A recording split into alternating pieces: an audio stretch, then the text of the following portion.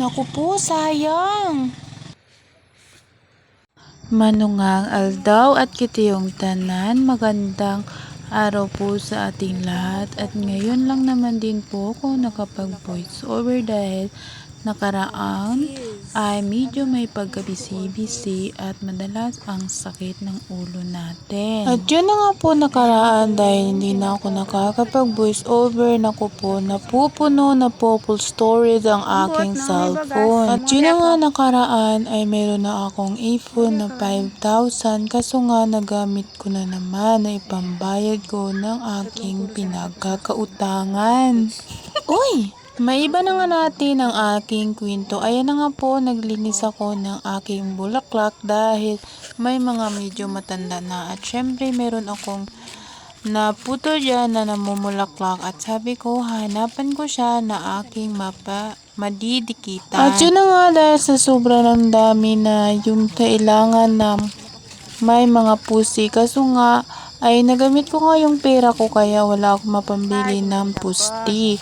Na mag-ipon muna ta para may mapadikitan tayo ng ating mga bulaklak. Madikitan? Tama ba? Yung malagyan sa kanila, padikitan? Dati kasi medyo maganda yung pusti na inaanuhan sa kanila ay nakakabinta na si nanay ng mga bulaklak nito na kanyang alaga. Kaso nga ngayon ay napabayaan niya na. Naalala ko noon na nakabinta siya ng 12 is 150 ata ang pagkabili sa kanya. 12 peraso, 150 ang mili sa kanya. Tapos noon, time na yun ay nakabuhay ako sa pinabibinta din sa mga flower shop na parang ginagawa siyang pan-design. Kaso nga naubusan ako nung naoperahan ako at napabayaan ko na siya. Napabayaan ko yung mga tanim ko na yun kaya naubusan ako. Yung para siyang manzanilla ang tawag nila dun. Hindi ko alam kung anong tawag dun, basta yun.